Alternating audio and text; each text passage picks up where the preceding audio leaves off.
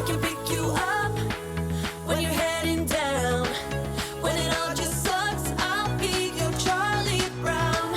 You can make me laugh when I wanna cry. So welcome to the studio. This is the Crochet Big Bargello Band Scarf, and this is using 3 Ogos. It's Colorama, and it is contrast A with Concord Crush, contrast B is Wine Time, and contrast C is Lippy. You're going to be using the entire Ogo, and what we're going to do is that we are going to get ourselves started by preparing to do the fringe first. And so by doing the fringe first, we don't have to worry about if we have enough yarn left over, because we're gonna zip all the way through all of those Ogos. So today we're going to get started with that. You're going to find a crochet diagram on the second page, and what we need to do is open our Ogo. So let's do that first, and let's show you what that's all about.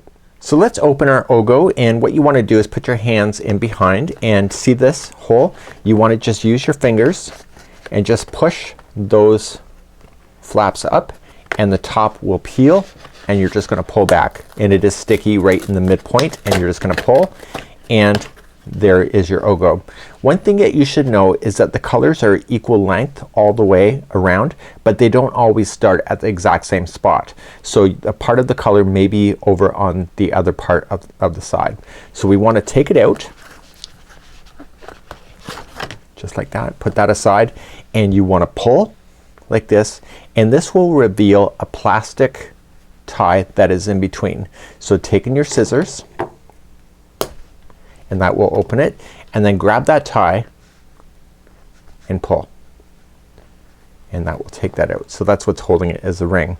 So you can see that this color here is also on this side. So when you start your idea, you may want to start at a particular point if you want the entire color sequence. So if you wanted to start with this color and not this color, all you have to do is that you just have to reach in with your fingertips and just pull like this, and just kind of hold the colors, and you'll see that the Ogos will split apart like this. So if you want to do color play, that's exactly how you do it, and there is the color transition change right there. You can snip it and then begin at this point, and therefore you have a fresh color of this, and when this comes back into play later, you can bring it back around and have the Ogo finished. So the way that this is wrapped is really quite fabulous, but it also allows you to change color. So if you want to change any order of anything, just separate it and then just use it, and they recommend that you put it into a plastic Ziploc bag if you want to, but if you crochet as fast as I do, I just get a salad bowl, just put all 5 pieces into the salad bowl, and that's something that I would do for myself. So now that you know how to separate it, we have to get started on this pattern, and we have to prepare doing the fringe first. Now I just showed you how to open up one of the Ogos. So you're gonna have 3 different types of Ogos: the Concord Crush, the Wine Time, and Lippy. So A, Concord Crush, and Lippy are going to be the border colors as far as like the fringe. So what we have to do is that we have to open up another one in order to get it. So again, just put your fingers behind. So once you peel it back, then you can start on your first one, and so this is contrast C. You're gonna mix it with contrast A, and you're going to make 56 20-inch long strands that are, so let's make the 56 strands of each of color A and color C.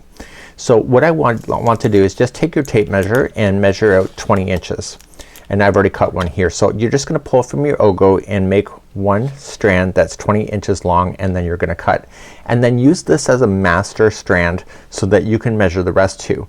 Now to speed your way through, you can actually cut 2 strands at the same time and actually get through it quicker. Let me show you how. You'll notice that the pattern is upside down because I want to use that as like a tray, and if you want to use a plate, it's up to you. So here is my master, and I'm going to grab from the one Ogo on the outside here, and I got the outside of the other Ogo, and I'm gonna put them together. But when I go to put it onto my project, what I want to make sure is that the colors are separate from each other. So when I lay it down, I might want to make a pile A and a pile C. So using the other strand that is our template, and you may want to use a different color so that you can see which one is your template, just feed it on through so that it's the same length. And as soon as it's close to the same length, and you're gonna do fine trimming later, you're gonna cut it. And you'll want to put this aside and I just leave it on top of my paper, and when I go to store this later I'm just gonna move the paper over to a shelf or somewhere where I know a cat or a dog or a human's not gonna touch it. So you can use any of the strands as a template. So just putting two together with the template and just pull, and you're gonna make a total of 56 each. So you'll want to do this in advance so that you can just zip through the remaining of the yarns that you have left in your 3 ogos in order to use up all the yarn. So then this is already decided, so you don't have to worry about not leaving enough. So I want you to get all your strands ready, and that's gonna be your first step, and I'll see you back here, and just lay it down on a piece of paper, and when you're ready to move on just have it all piled and just carefully move your paper to somewhere safe, and then we'll be accessing it later on. So here's our example, and we're making a little scarf for myself, and you're going to notice with this is that once we start, we're going to start with the contrast A, the first color, and we're just gonna blast our way all the way through that particular ogo, and then we're gonna pick up the second ogo, and then we're gonna blast our way through all that one, and then blast our way through the third. So the colors are changing on its own. Do you see where it's changed? It changed right here. So it's one of those particular designs where the color can change mid-row and it's not that noticeable, and that's a neat idea. However, if that bothers you in any way, what we can do is that we can just fasten off at the end if you don't think you have enough to get all the way through. I'll show you how to fasten off yarn just to be sure that you know how to do that. So therefore if you prefer it not to be changing randomly and you want to change it strategically, you can do that. Also this type of ogo, because I showed you how it can separate, you can literally change the order of anything. So instead of just blasting and relaxing your way through, you can actually do color play and make the scarf very customized for you. So here's the crochet diagram by the designer, and this is exactly what we have. And you're going to notice is that when we look at it, I want you to look at it from a stair point of view. So you have 1 step, 2 step, and 3, and then it has to go back up 2 and then 1. And so if you can look at it from this perspective, as you begin the first chain you're going to be able to notice that it's stepping down and then stepping up and then stepping down and stepping up. So if you would really like to do this one, maybe a blanket that matches this particular concept, the multiples to do this is 22 chains plus 6. So it's 22 chains plus 6. And that would be what you would do. So the designer has figured it out for us for this particular scarf. You're going to notice that it's a super scarf. You can make the scarf as long or short as you want it to. You can customize it in that particular regard. You can add the fringe like we're going to, or you can decide not to. It's up to you. It is your creativity at the end of the day. So I'm going to begin, show you exactly how this is done, and we're going to begin. So let's grab our ogo, contrast A. Let's grab a 6mm size J crochet hook, and let's begin our starting chain. So I'm going to begin, and I want to start with my starting chain. I'm using a different part of the ogo because I want the colors to be a little bit lighter so that you can see it here on camera. Create a little bit of a longer tail so that you can use that to sew it in later, and start with the slip knot. And we want to chain a total of 50. So 1, 2, 3, 4, and 5, and go all the way to 50 for me. And again, if you want to change the size of this, it will change the number of ogos you will use, but if you really like this concept, it's in multiples of 22 chains plus 6. So you'll chain 22, 22, 22, and then add 6 at the end, and you'll have the multiple. Let's continue, and I'll see you at the end. So I'll be chaining 50, and I'll be right back. So I now have my 50, and if you did the multiples, you'll be at this part too. So I'm gonna take you slowly through row number 1. Once we begin row number 2 is the repeat for the entire scarf until you're finished. So let's begin row number 1. I need you to go, and we're going to go 4th chain from the hook. So we're just going to count back. So 1, 2, 3, and go to the 4th. Turn it and get the back hump of the chain, and I want you to double crochet there. So the chains that we just skipped is considered a double crochet, and this is another double crochet. So you're technically looking at 2 double crochet there. We're going to double crochet in the next chain, and then we're gonna slip stitch here in the next one, but we have to get ourselves down there first. So we're going to chain 3. So 1, 2, 3, and slip stitch into the next available chain, and this allows us to step down by doing that. Now we have to skip a number of stitches in order to do the next one. So we have to skip the next 3. So 1, 2, 3 and go to the 4th and double crochet the 4th one away.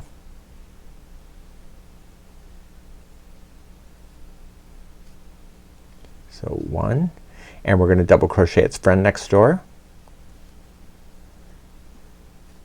and we have to step down again, so we're going to chain 3. So 1, 2, 3 and then slip stitch to the next chain. So that was step number 2 going down, if you want to look at it from that perspective. So it's stepping down. So we're going to step down again, so we're going to skip 3 chains, 1, 2, 3 and go to the 4th, and you're going to double crochet,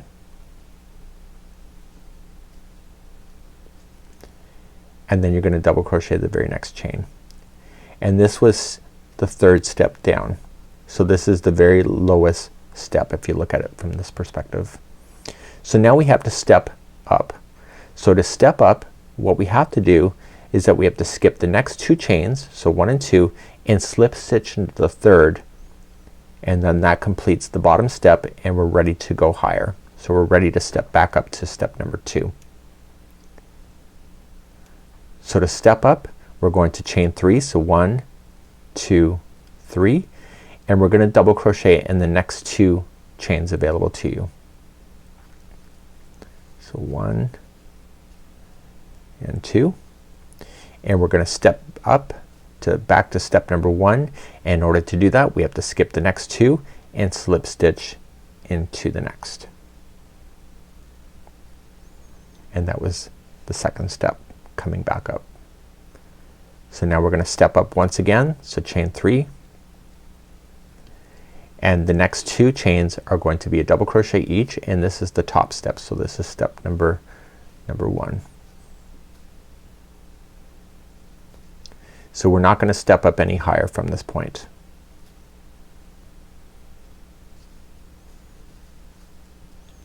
Okay, so it should look like that. So now we have to step down. So the next one we have to get to the next chain, so we have to chain 3, so 1, 2, 3 and slip stitch to the next chain so that we can begin stepping down once again. So to step down, we're going to skip the next 3 and double crochet in the 4th one away, and this is back going down to step number 2. So do that one and then it's friend next door. So it's double crochet in the next chain, and then we need to step back down, so we're going to chain 3, so 1, 2, 3 and slip stitch to the next chain. So we're coming back down, and then we're going to step down again, so skipping 3 and double crochet the 4th one away, and double crochet that one plus the next one, and that is the bottom step. Okay, so look at it. I want you to really look at how this is going up and down.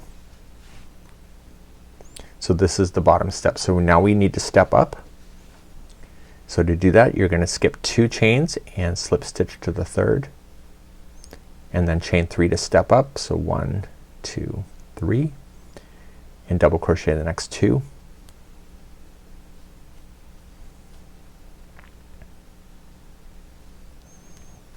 And we have to step up again, so we're going to skip 2 chains, go to the 3rd, and this takes us to the very last piece, so we're going to chain up 3.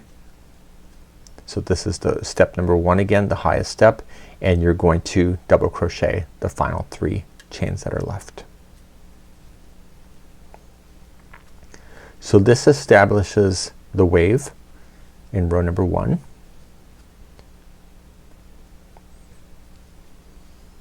And at this point you should be able to lay it down, and you'll see the stepping of going up and down. So let's turn our work and begin row number 2, which is the repeat for the entire project. We're here back on the diagram. We're now on row number 2. This is the repeat. So every row going forward, regardless of the color, is going to be the same thing. So we're going to start stepping down, and then come on back up and then down and back up. So once you understand how you're going up and down, you can put this diagram away and enjoy the pattern and just rip your way through the ball, rip your way through the yogos really. So let's begin row number 2. So row number 2 and the remaining rows are exactly what I'm about to show you. So we're going to begin by chaining 3, so that's your first double crochet, and you're going to double crochet the next 2 that are already here. So just go right into the regular stitch.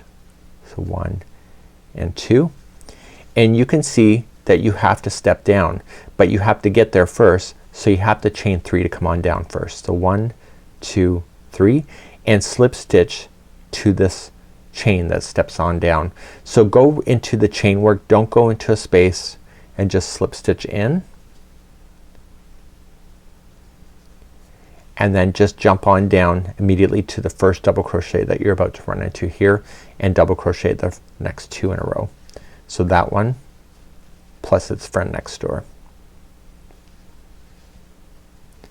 and then you got to step down again to get down to the next spot. So you got to chain 3 to get to this spot first.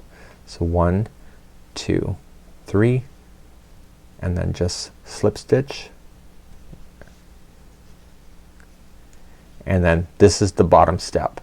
So you're just going to double crochet the last 2 double crochets that are at the very base. So it's the middle ones. Do you see that? And then you have to step up. So when you step up, you have to slip stitch to this top of this chain that already exists.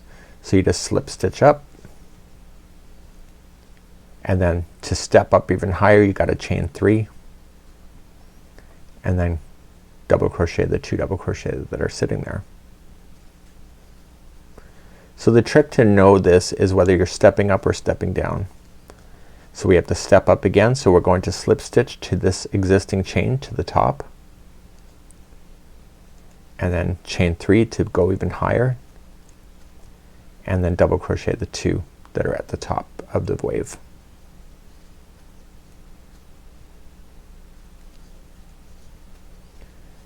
And then step on down. So you know that we're going down now, so you got to chain 3 to step down, and slip stitch to the chain that's sitting there, and then double crochet the next 2 that are on the next step down. See, when you're slip stitching, when you're coming down, you're putting the top of the stitches to be the same height. That's why you're doing that. So we have to get step down again. So we're going to chain 3,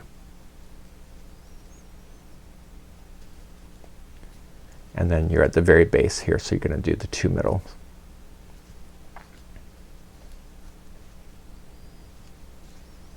So the next one we have to step up. So when we step up, we just immediately slip stitch to the top of the next chain that we have. Chain 3 to build up, so you're stepping up, and then double crochet the next 2.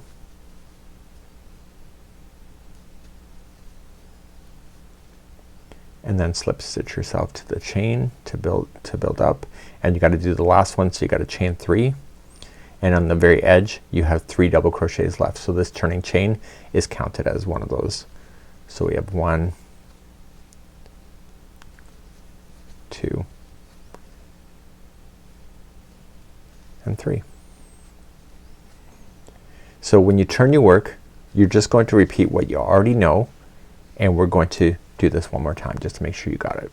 So I'm going to demonstrate it again. This is row number 2, so we're just repeating row number 2 until you're happy. So you're going to chain 3 to build up, and you're going to double crochet the first 2. So where's the next box? It's stepping down, so that means that you got to chain 3 to jump on down. So 1, 2, 3, slip stitch to this chain, and then do the next step down. So doing the next 2 double crochet,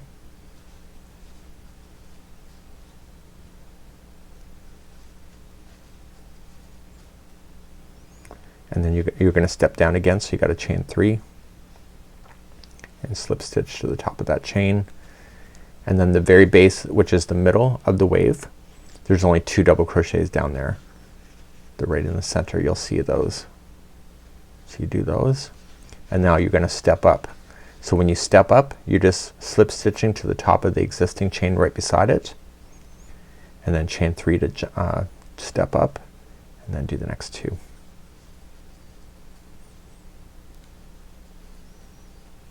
Okay, so you got to step up, so you're just going to slip stitch to the chain, chain 3 to build up, step up, and then do the next 2, and that's the top of the wave.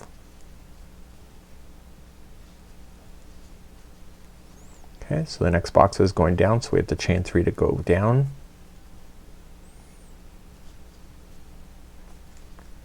and then continue to step on down. So just double crochet the next 2, and then chain 3 to go down.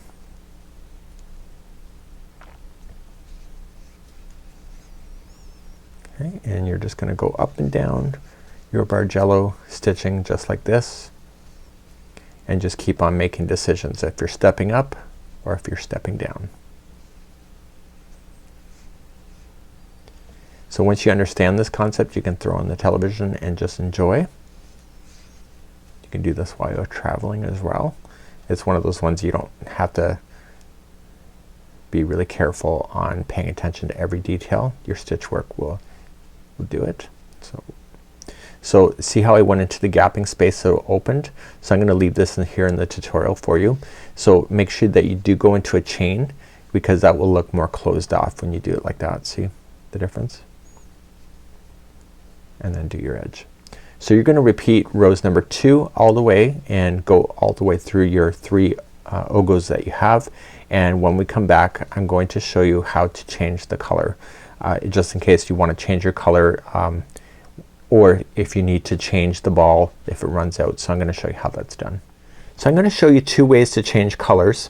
And so let's just say you wanted to do color play, so you don't want the balls to change on its own, you want to control this a little bit more, and you looked at your strand and you don't think that you can get all the way across. You can end it on the side here, so just cut your yarn and you can just add the next one. So just finish it off, and I'd recommend a tapestry needle for sure, just to make it a lot easier to hide in the end so that it's permanent. This kind of stuff will fall out on you if you're not, if you just weave in. So that's where I ended. So now that one color is out and you've just woven it in, you're gonna take a tapestry needle, which I will demonstrate in a bit on how to get rid of that, and you'll start a new one with the slip knot on the hook, and you'll come into the outside stitch there and you'll pull through to attach. That's slip stitching, and you are going to then chain your 3, so 1 2 3, and begin. Now lay down this on top of the line so that it will get stuck up underneath the stitch itself, and you'll still want to use a tapestry needle to hide it in to get it out of the way, and you will continue then with this color until you're satisfied. So if you want to do color play, then you can go as long or as short as you want to go as far as the height, and just continue to work through the pattern. Now when we're jumping through our ogos, they're going to be just going all the way through, and they may change in the middle of a row when you're jumping from one ogo to the other. So I'm going to demonstrate on how to do that so that you don't have to wait to an edge in order to change the color out, because it's pretty neat on how it's done, and I'll demonstrate that in a second.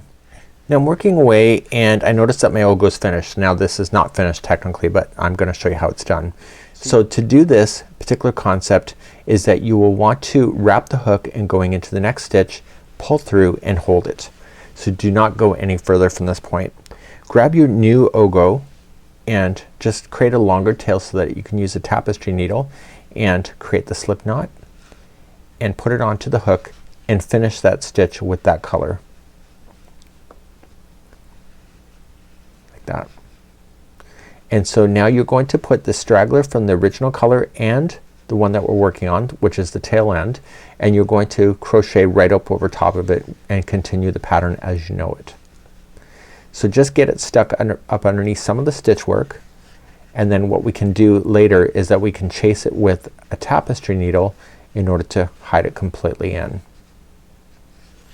You will not want to weave it in with your crochet hook. Things do pop out with the crochet hook.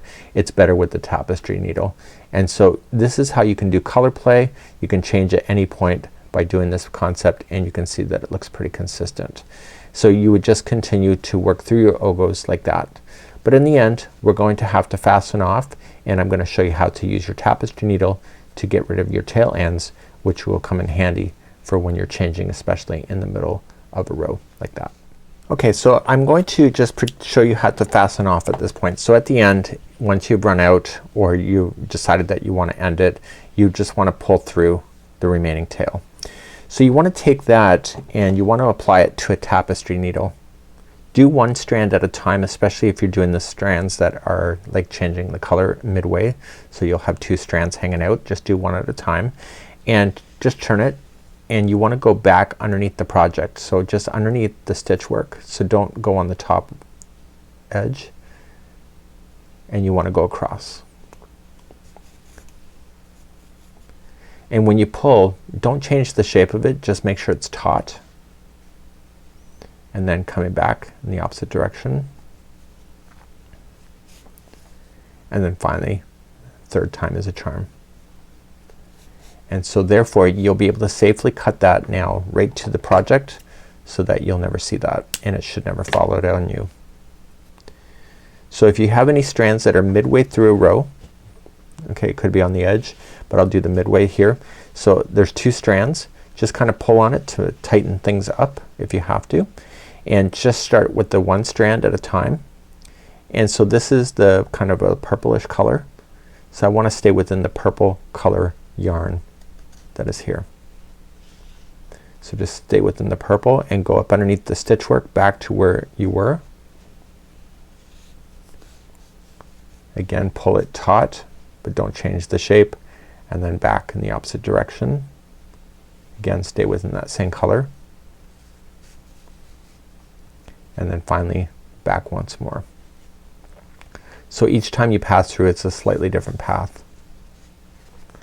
And then you can trim that down, and because this is a color change that's forced, you want to just kind of eye things up. So do you see how this strand here is kind of like out of place? So you can pull that out. So now that I pulled it out, I can just put it back onto the tapestry needle, and I can do a better job of hiding that. So it's nice to go up over the top of the stitch work when you're in the real time, but you have to make those decisions when you're coming into it, and stay within the same color once again. And so this will pull things nice back to where it should be. And again, 3 times back and forth inside the same color. And once you have that done, you can safely trim it. And therefore you should never see that. And so it's a great way to control your color. This is a great scarf, but the only thing that we have left now is to do the fringe. So let's do our fringe. So you'll need a crochet hook for this, and so you'll have 2 colors. So you'll want to play within the one color at one time, and then the other side of the scarf is going to be the other color. So just grab the colors that you want to play with. If you want to make it variegated, you can, but it's been designed so that each one of the fringes is pretty much the same color. So 2 strands, and I'm using the same color. Now how you apply this matters. So this is the right side of the project facing up, and what I want to do is that I want to come in from behind and just equally space out the fringe all along the base. So coming from the back to the front, and where it's been folded, just pull back to the back side, and using your finger just open it up and put the tail end through the loop. It matters on this particular concept because the cross beam that goes across the fringe will be on the right side of the work. So you should see that. The other side, it looks different. Do you see that? So continuing along, just grab your strands that you have, again folding them in half, and then you're going to come from the back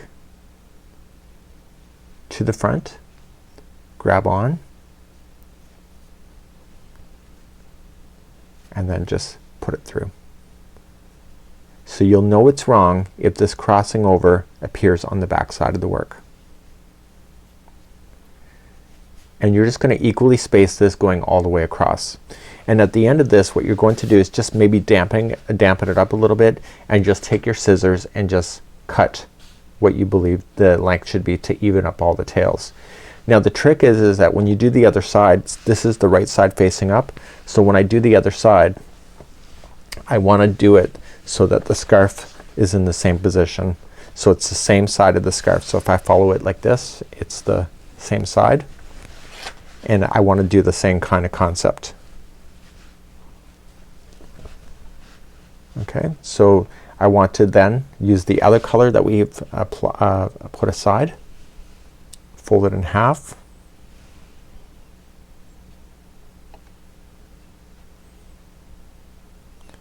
and I want to come from the back and equally space as well.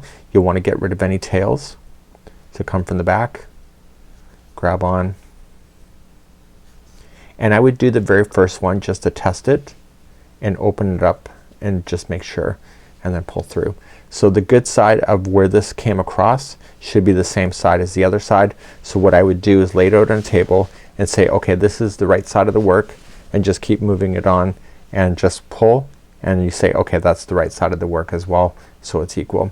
So this is a really neat scarf idea, and it's actually really easy. Once you get this hook into the wind and you understand the Bargello stitch, this goes along pretty quickly. The next time we're going to move on in our Joanne stitch along to our next project, and we'll see you again next time. Have a great day. We hope to see you again real soon. Bye bye.